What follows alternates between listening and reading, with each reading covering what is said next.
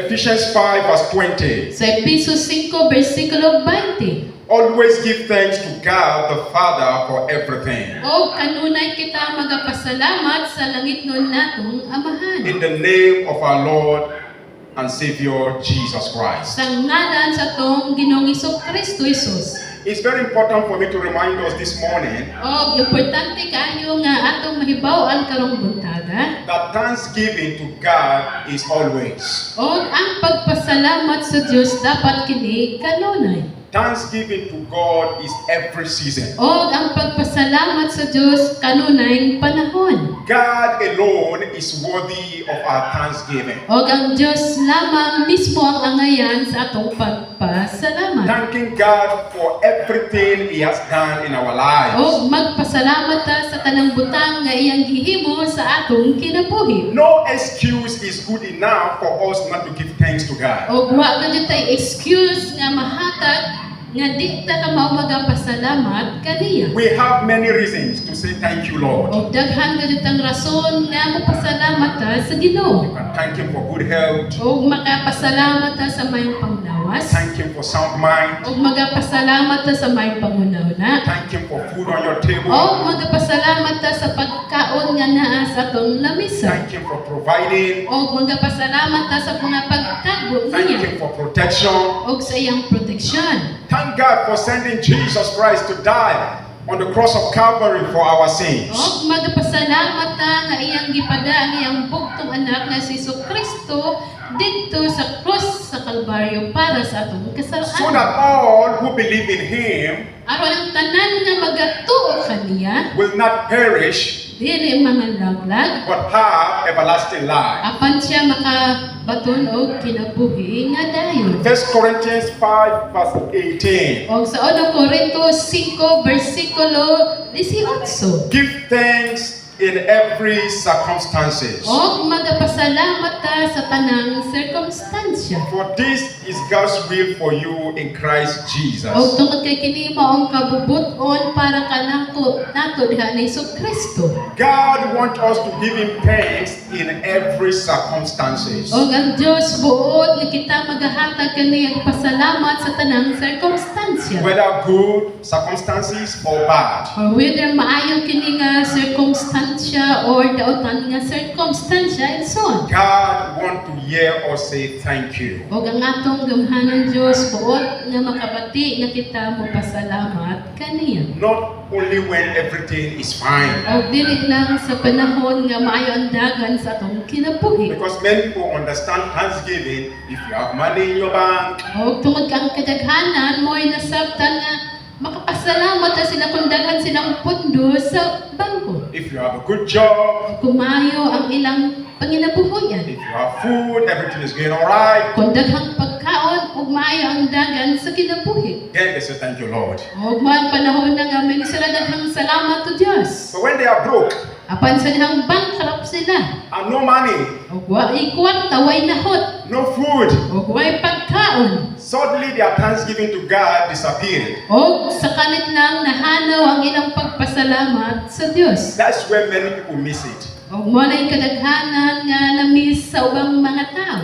Even in the worst situation of your life, O bisan soon sa pinakalisod nga sitwasyon sa atong kinabuhi, you need to give God thanks. kinahanglan mo hatag gihapon tag pasalamat sa Dios. God wants to hear that voice of thanksgiving from you. O ang Dios buot makabatian ang pulong nga pasalamat gikan kanimo. You don't know that when things are not going well in your life, O wa ta masayod igsoon sa dihang dili maayo ang dagan sa atong kinabuhi igsoon. and you are giving God thanks, O ikaw nagapahatag pasalamat sa Dios. Satan get mad. O si Satanas masuko. Satan get mad because he said, what is happening in your life? O si Satanas masuko mingon, unsa na may nahitabo sa imong kinabuhi? Nothing happening in your life. O wa may ayo ang dagan sa imong kinabuhi. You don't even have food to eat. Wa naman gani kay ikaon, You don't even have money. wa naman gani kay nahot. So are you giving God thanks? O nganong mo pasalamat pamagayog ka sa Dios. Satan get mad. O masuko si Satanas. But the more you give God thanks, God is being glorified. Apan igsoon sa ikaw magapadayon sa pagpasalamat sa Dios,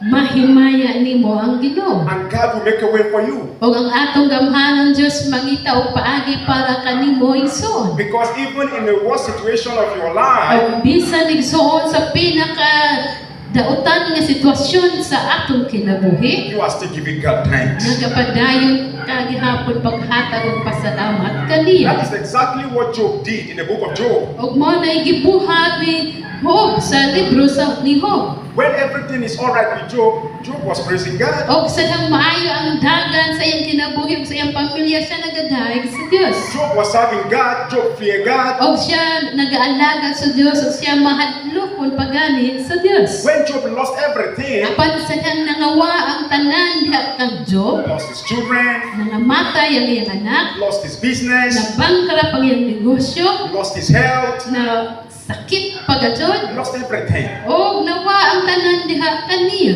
Job said, I know Og si Job mingon sa iyang kaugalingon, ako nasayod ang nakabalo, that my Redeemer ang akong manluluwas, liveth. siya dakong buhi gayod. He was praising God. Og siya nagadaig sa Dios igsoon. He was giving God thanks. Og siya nagapasalamat sa gamhanang Dios igsoon. God sees the heart of thanksgiving Og ang Dios magatan-aw sa atong kasing-kasing nga mapasalamaton igsoon. He restored everything Job lost. Og iyang gibalik ang tanang nangahanaw sa kinabuhi ni Job. Thanksgiving to God is very important. Ang pagpasalamat ngadto sa Dios igsoon importante kaayo kini. Psalm 50 verse 23. Sa Salmo 50 bersikulo 23. But giving thanks is a sacrifice that truly honors me. Apan ang pagpasalamat mo na sakripisyo nga nagahatag kanakong kahimayaan. And I will surely save all who obey me. Og ako magaluwas ni atong mga tao nga nagatuman kanako. Anytime you give thanks to God, Og sadhang kita mapasalamaton ngadto sa Dios it's a igsoon. sign that you respect God. Og mo na ilhanan igsoon nga ikaw nagaalaga o nagarespeto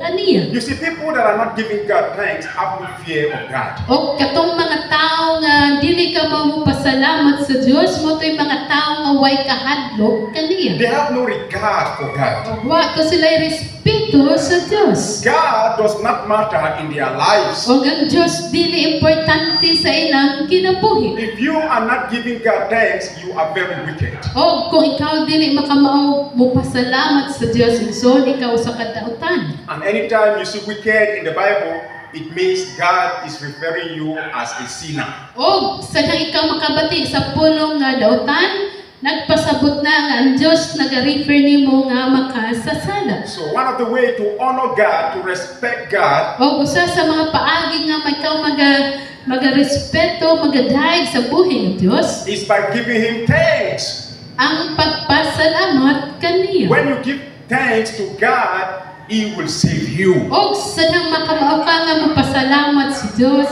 siya magaluwas kanimo. He will protect you from danger. Og siya magabantay kanimo gikan sa mga kapiyaw. The eyes of the wicked men and women will never see you. Og ang mga mata sa mga dautan nga mga tao dili makakaplag kanimo. Because God is for you. Tungod kay ang Dios nagauban kanimo. If God is for us, Kung who ang can Diyos- be against us? Kung ang Dios nagauban kanato, kinsa man ang makabatok kanato. If you have not been giving God thanks, cultivate an attitude of thanksgiving. O kung ikaw dili makamao mohatag sa Dios og pasalamat, dapat imo na nang himuon nga mapasalamaton ka sa Dios. God wants you to give Him thanks. O ang Dios gidson buot makadawat sa imong mga pagpasalamat. 1 Corinthians 10 verse 31. Sa 1 Corinto 10 versikulo 31. So whether you eat or drink or whatever you do,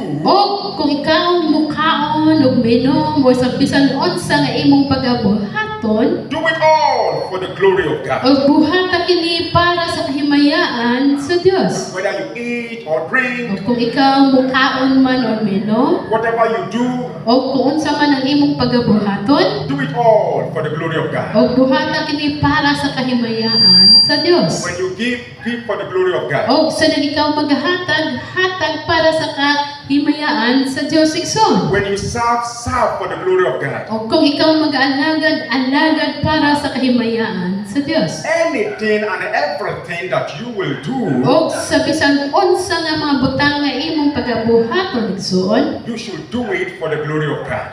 muhaton nato kini para sa kahimayaan sa Dios. Don't do anything because you are being compelled to do that. O ayaw buhata ang bisan unsa nga butang tungod kay ikaw napugos ra. Don't do anything because you are being forced to do that. Ayaw buhata ang mga butang tungod kay ikaw napugos lang. Do everything for the glory of God. Buhata ang tanan para sa kahimayaan sa Dios. Don't do anything because you expect people you do things for to say thank you to you, O ayaw buhata ang mga butang kay nagpaabot ka nga pasalamatan nila. which is expected. Nga, mampuy atong paaboton. If they are not going to say thank you to you for your kindness, O kung di man sila ka maabot pasalamat tungod sa imong kaayo, that is fine. Allow them to be wicked. o okay ra na siya, pasag dira sila nga magkinabuhi nga dapat. In the first place, you don't give to them so that you will expect their thanksgiving. O sa first place, wa man ka buhatag nila aron madawat sa ilang pasalamat. You do it for the glory of God. Tungod kay imo ning gibuhat para sa kahimayaan sa Dios.